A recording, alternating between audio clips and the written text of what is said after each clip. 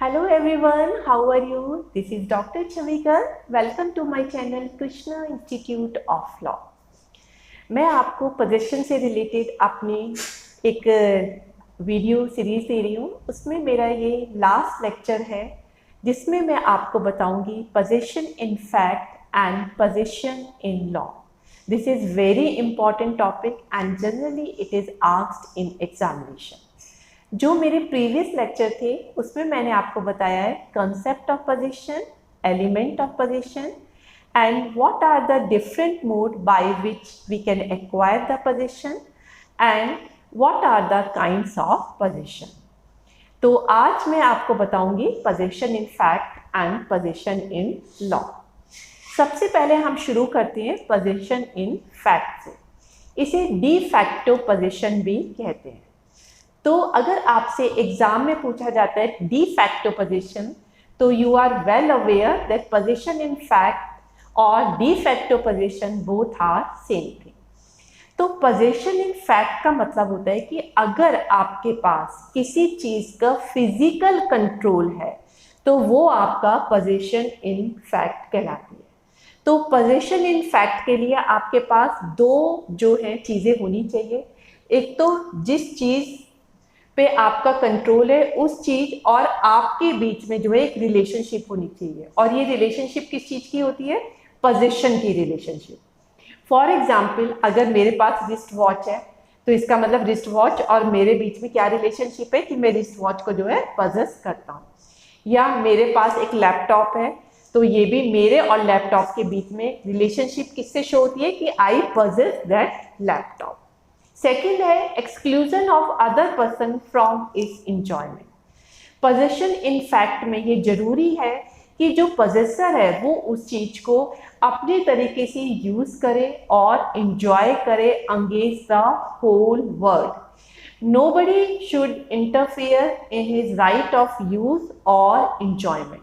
तो उसको ये राइट होता है कि वो दूसरे पर्सन को एक्सक्लूड कर सके कि वो उसके राइट ऑफ इंजॉयमेंट या राइट टू यूज़ में कोई इंटरफेरेंस ना करे. तो आपको पोजीशन इन फैक्ट बिल्कुल क्लियर हो गया. पोजीशन इन फैक्ट का रियल मीनिंग होता है कि आपका किसी भी चीज़ के ऊपर जो है फिजिकल कंट्रोल है.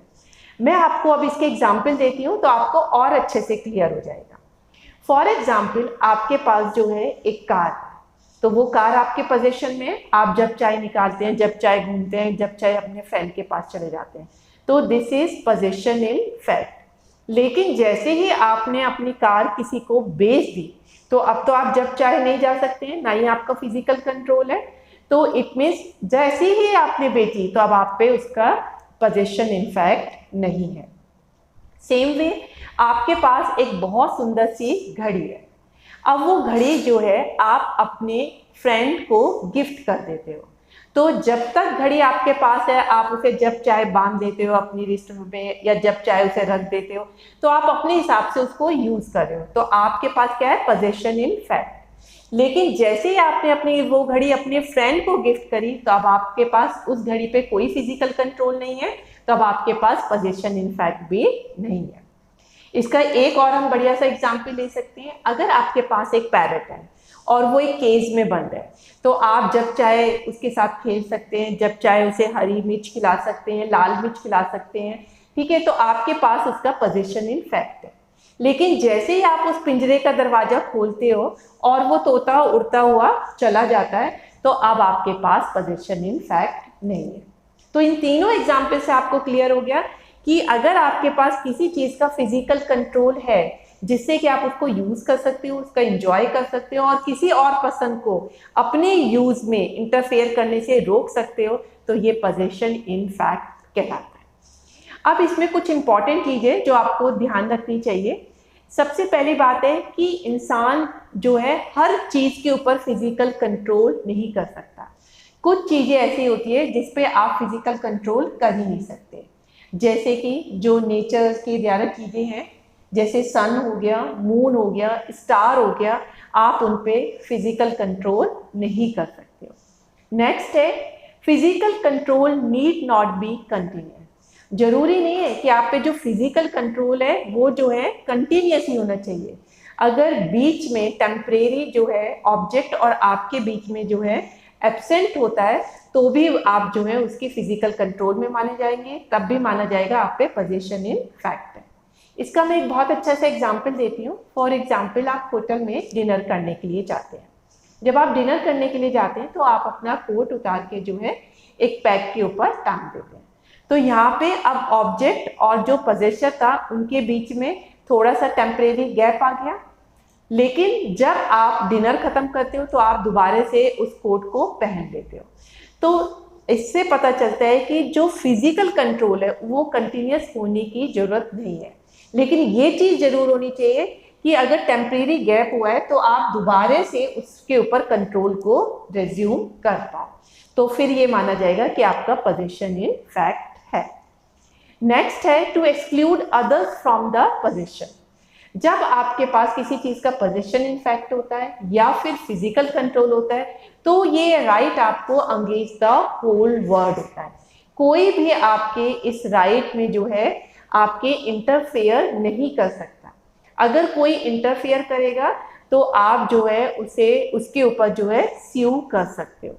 अगर कोई ये कहता है कि मैं इसका ट्रू ऑनर हूं तो उस व्यक्ति को ये प्रूव करना पड़ेगा कि मैं उसका जो है ट्रू ऑनर हूं, तभी वो जो है इंटरफेयर कर सकता है। इसका लास्ट है desire of the person whether he want to retain position और नॉट। पोजीशन इन फैक्ट में देखिए हमारे पास फिजिकल कंट्रोल तो है ही, साथ के साथ हमारे पास एनिमस भी होना चाहिए, हमारी इंटेंशन भी होनी चाहिए कि हम उस पोजीशन को रिटेन भी करना चाह रहे हैं। अगर हमारी इंटेंशन नहीं है कि वो पोजीशन हमें रखना है, रिटेन करना है, तो भले ही वो हमारे पास उसका फिजिकल कंट्रोल हो तो भी वो पोजीशन इन फैक्ट नहीं माना जाएगा। तो it means position in fact के लिए लास्ट पॉइंट बताता है कि हमारे पास दोनों चीजें होनी चाहिए, कॉर्पस भी होना चाहिए और एनिमस भी होना चाहिए। मीन्स फिजिकल कंट्रोल भी होना चाहिए और हमारे पास इंटेंशन भी होनी चाहिए उस फिजिकल कंट्रोल को रिटेन करने के लिए। तो ये था आपका पोजीशन इन फैक्ट, या जिसे हम कह सकते हैं डी फैक्टो पोजीशन। अब नेक्स्ट हमारा आता है पोजीशन इन लॉ। इसको हम डी यूर पोजीशन भी बोलते हैं। तो आपसे चाहे डी यूर पोजीशन पूछा जाए या पोजीशन इन लॉ पूछा जाए, दोनों ही आपकी जो है सेम चीजें जो है आती हैं। तो पोजीशन इन लॉ का मतलब है कि चाहे आप पे फिजिकल पोजीशन नहीं हो, लेकिन लॉ जो है आपके पोजीशन को अगर रिकॉग्नाइज करता है तो ये चीज कहलाती है पोजीशन इन लॉ। तो अगर लॉ आपके पोजीशन को रिकॉग्नाइज कर रहा है तो वो कहलाएगा पोजीशन इन लॉ। जब लॉ रिकॉग्नाइज करता है तो उस पोजीशन को लॉ प्रोटेक्ट भी करता है और रिकॉग्नाइज भी करता है। तो लॉ प्रोटेक्ट क्यों करता है? क्योंकि आपने देखा होगा कि ये जो लॉ पोजीशन है ये हर तरह के केस में यूज होता है। सिविल केस में भी होता है और आपका क्रिमिनल केस में भी हो सकता है। पोजेसर को कुछ राइट दिए जाते हैं, जैसे कि आपने देखा टॉर्ट के केस में अगर किसी के पास लैंड का पोजीशन है और आप बिना पूछे उसमें चले जाते हो तो ये ट्रेसपास का हो जाता है। तो वहां पे ट्रेसपास के लिए जिसकी लैंड में हम जा रहे हैं, जरूरी नहीं है वो ओनर हो, अगर वो पोजेसर भी है तो भी जो है वो माना जाएगा हमने ट्रेसपास किया है। सेम वे क्रिमिनल लॉ में अगर हम किसी की कोई चीज चुरा लेते हैं तो भले ही वो ओनर ना हो, हम क्योंकि थेफ्ट की डेफिनेशन में यूज करते हैं, अगर हम पोजेसर के पास से चुराते हैं तो इट मीन्स पोजेसर को भी लॉ ने लीगल राइट्स दिए। तो अगर इन लीगल राइट्स को कोई प्रोटेक्ट हम लॉ करती है, अगर कोई इन्हें वायलेट करता है तो फिर जो है लॉ कोशिश करता है कि मैं पोजेसर के राइट को प्रोटेक्ट करूं। और सेकेंडली लॉ इसलिए प्रोटेक्ट करता है कि अगर कोई किसी के पोजीशन को इंटरफेयर करता है तो वो उसको पेनलाइज कर सके, और पोजेसर को उसकी इंटरफेरेंस की वजह से कोई डैमेज होती है तो वो उसको भी कंपनसेट कर सके। इसीलिए लॉ जो है पोजीशन को जो है प्रोटेक्ट करता है, क्योंकि जनरली पोजीशन जो है प्राइमा फेसी एविडेंस होता है ओनरशिप का। अगर किसी के पास पोजीशन है तो हम ये प्रिजम्पशन लेते हैं कि ओनर भी वही है, यही एविडेंस एक्ट में भी बताया गया है। तो इसीलिए लॉ जो है पोजीशन को जो है प्रोटेक्ट करता है। तो इसके मीनिंग क्लियर हो गया। तो पोजेशन और फैक्ट तो बताता है कि आपके पास फिजिकल कंट्रोल है, और पोजेशन इन लॉ बताता है कि लॉ आपके राइट को जो है रिकॉग्नाइज करता है, भले ही आपके पास फिजिकल पोजेशन उस वक्त चीज का है या नहीं है। तो ये कहलाता है पोजेशन इन लॉ। अब ये जो पोजेशन इन लॉ और पोजेशन इन फैक्ट होता है, इसके बारे में 3 पॉसिबिलिटी जो है अराइज हो सकती है। तो वो कौन कौन सी 3 पॉसिबिलिटी है? सबसे पहले है कि हमारे पास पोजेशन इन फैक्ट और लीगल पोजेशन एक साथ हो सकते हैं। मीन्स पोजेशन इन फैक्ट भी हमारे पास हो सकता है, पोजेशन इन लॉ भी हो सकता है। क्या आप लोग मुझे कोई एग्जाम्पल दे सकते हैं इस बारे में? सोचिए, हजारों एग्जाम्पल है जब आपके पास फैक्चुअल भी पोजीशन है और आपके पास लीगल पोजीशन भी है। फॉर एग्जाम्पल, आपके पास लैपटॉप है, तो आप अगर उसके ओनर है तो आपके पास पोजीशन इन लॉ भी है। अगर आपके पास उसका फिजिकल कंट्रोल है तो इसका मतलब आपके पास फैक्चुअल पोजीशन भी है। नेक्स्ट है when person has legal position, कि मतलब जब किसी पर्सन के पास लीगल पोजीशन तो है, लेकिन जो आपका पोजीशन इन फैक्ट है वो किसी और पर्सन के पास है, मतलब आपके पास दोनों पोजीशन एक साथ नहीं है। इसका बहुत अच्छा एग्जांपल है, अगर आप अपने एजेंट से जो है एक रिस्ट वॉच जो है खरीदने के लिए कहते हैं, एजेंट शॉपकीपर से वो रिस्ट वॉच खरीद लेता है और उसके पैसे आपने दिए होते हैं, तो इसका मतलब है जो एजेंट है अभी घड़ी उसके पास है, क्योंकि घड़ी उसने अभी आपको हैंडओवर नहीं किया है। तो फिजिकल कंट्रोल किसके पास है? एजेंट के पास है। तो पोजेशन इन फैक्ट किसके पास हुआ? एजेंट के पास हुआ। तो पोजेशन इन फैक्ट एजेंट के पास है, लेकिन आपके पास क्या है? उसका लीगल पोजेशन है, क्योंकि अगर कोर्ट के पास केस जाता है तो कोर्ट यही तो कहेगा कि आप ही उसके लीगल पोजेसर हो, क्योंकि आपने उसको खरीदने के लिए पैसे दिए हैं। तो इस केस में आपके पास लीगल पोजेशन है, जबकि आपके एजेंट के पास पोजेशन इन फैक्ट है। अब थर्ड पॉसिबिलिटी हो सकती है कि आपके पास लीगल पोजीशन नहीं है, लेकिन आपके पास पोजीशन इन फैक्ट है। फॉर एग्जाम्पल, एक चोर है, उसने किसी व्यक्ति की जो है पर्स को चोरी कर लिया, करेक्ट? तो अब उसने पर्स किसका था? जिसका चोरी किया है। तो इसका मतलब चोर के पास लीगल पोजीशन तो है नहीं। अगर ये जो केस है कोर्ट में जाता है तो कोर्ट क्या कहेगा कि आप तो चोर हो, आपने तो चुराया है, तो आप इसके लीगल पोजेसर नहीं हो। तो चोर के पास लीगल पोजीशन नहीं होता है, लेकिन अब जो वैलेट है वो तो चोर के पास ही है, फिजिकल कंट्रोल तो चोर के पास ही है उस वैलेट के ऊपर। तो इट मीन्स चोर के पास जो है पोजीशन इन फैक्ट है, जबकि उसके पास लीगल पोजीशन नहीं है। तो ये सारी पॉसिबिलिटी होती है कि पोजीशन इन लॉ और पोजीशन इन फैक्ट से रिलेटेड। अब हम इसके कुछ फेमस केस लॉ देखते हैं। देखिए, जब पोजीशन इन लॉ का क्वेश्चन आता है कोर्ट के पास, तो कोर्ट जो है सबसे पहले यही देखता है कि पोजीशन इन फैक्ट किसके पास था, क्योंकि पोजीशन इन फैक्ट जो होता है एक तरीके से प्राइमा फेसी एविडेंस होता है पोजीशन इन लॉ को। तो कोर्ट सबसे पहले देखता है कि उसका प्रीवियस पोजीशन किसके पास था। तो प्रीवियस पोजीशन जिसके पास है, जनरली वो उसको एज्यूम करता है कि वो ही पोजीशन इन लॉ भी उसी के पास है। तो यहाँ पे जो कोर्ट है वो ये नहीं देखता है कि पोजीशन का बेस्ट टाइटल किसके पास है, वो ये देखता है कि अगर दो पार्टी में डिस्प्यूट हुआ है पोजीशन को लेके, तो उसमें बेटर टाइटल जो है किसके पास है। तो कोर्ट क्या देखेगा? सबसे पहले क्या देखता है कि पोजीशन इन फैक्ट किसके पास है, और दोनों पार्टी में जो है बेस्ट जो पोजीशन है वो बेस्ट नहीं देखेगा, सॉरी, बेटर पोजीशन जो है किसके पास है। तो हम ये केस लॉ देखते हैं तो आपको पोजीशन बिल्कुल क्लियर हो जाएगी। सबसे पहले हम केस लेते हैं आर वर्सेस मूरी का। इसमें क्या होता है, एक दुकानदार होता है, कस्टमर बहुत से आते जाते रहते हैं, तो एक कस्टमर की जेब से एक नोट नीचे गिर जाता है उसकी शॉप की फ्लोर पे। अब शॉपकीपर जो होता है उस नोट को उठाता है और उसे कोई चीज़ खरीदने के लिए जो है यूज़ कर लेता है। अब जो इसका ओनर होता है वो इस पर स्यू कर देता है। तो अब कोर्ट कैसे डिसाइड करेगा कि किस पे पोजीशन इन लॉ? तो जैसे मैंने अभी आपको बताया था कि कोर्ट पहले देखेगा उस नोट पे प्रीवियस पोजीशन किसका था, तो ऑब्वियसली जिसकी जेब में से नोट गिरा है उसके पास था, तो पोजीशन इन लॉ भी उसी व्यक्ति का है जिसकी जेब में से नोट गिरा है। क्योंकि अगर कोई नोट गिरा है और आपने उठा लिया तो आप पोजीशन इन लॉ नहीं कहलाओगे। क्लियर हो गया? नेक्स्ट इसका केस है आर वर्सेस चीजर्स का केस। कौन सा केस है आपका ये? आर वर्सेस चेजर का केस। इसमें क्या हुआ कि एक व्यक्ति जो है दुकान पे जाता है और वो कुछ कपड़े देखता है। कपड़े देखते देखते अब उस पर पैसे तो होते नहीं है, तो वो क्या करता है, एक कपड़े को उठा के जो है भाग जाता है। अब ये केस जो है कोर्ट में चला जाता है। तो जिसने कपड़ा चुराया भी होता है वो कहता है मेरे पास तो पोजेशन इन लॉ है, पोजेशन इन फैक्ट है, तो इसलिए पोजेशन इन लॉ भी मेरा ही हुआ। लेकिन कोर्ट ने डिसाइड किया कि आपके अपने डिस्क्रिप्शन पे नहीं होता कि पोजेशन इन लॉ किस पे है, हम ये देखेंगे कि इसका प्रीवियस पोजेशन इन फैक्ट किसके पास था। तो ऑब्वियसली वो तो दुकानदार के पास था, क्योंकि दुकानदार की उसमें क्लोथ लगे हुए थे। तो प्रीवियस पोजेशन इसका जो था दुकानदार था।